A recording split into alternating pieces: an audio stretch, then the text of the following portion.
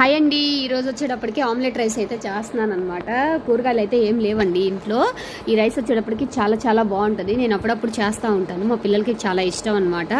మీరైతే ఇది చూసి ఎలా ఉందో కామెంట్ సెక్షన్లో కామెంట్ అయితే చేయండి. చాలా సింపుల్గా టేస్టీగా ఉంటుందండి, చాలా చాలా బాగుంటుంది, హెల్త్కి కూడా చాలా మంచిదన్నమాట. అయితే ఫస్ట్ ఆనియన్స్ అవి వేసేసేసి పచ్చిమిర్చి అవి వేసి ఫస్ట్ ఆమ్లెట్లు వేసుకొని పక్కన పెట్టాలండి. ఆమ్లెట్లో మనం ఇప్పుడు సాల్ట్ కారం అన్నీ వేస్తాం కదా, అవి ఏమి వేయకుండా ప్లెయిన్ అనమాట. ఎగ్స్ పగలగొట్టి బాగా గిలకొట్టి వేసేయాలి ఆమ్లెట్, అవి పక్కన పెట్టుకోవాలి.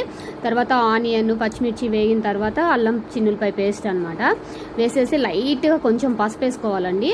ఆ తర్వాత రైస్ వేసేసుకొని అదే దాంట్లో కొంచెం ఆయిల్ వేసుకొని రైస్ వేసేసుకొని సాల్ట్ అన్నీ వేసేసిన తర్వాత ఆమ్లెట్లు వేయాలండి. చాలా చాలా టేస్టీగా ఉంటుంది. కొంచెం ఫ్రై అయిన తర్వాత కారం, గరం మసాలా, ధనియా పౌడర్, జీరా పౌడర్ అన్నీ వేసేసి లైట్గా కొత్తిమీర చల్లి దించేయాలండి. చాలా టేస్టీగా ఉంటుంది. బట్ నా దగ్గర ఇవాళైతే కొత్తిమీర అయితే అవైలబుల్గా లేదు, అందుకని నేను కొత్తిమీర అయితే వేయలేదు.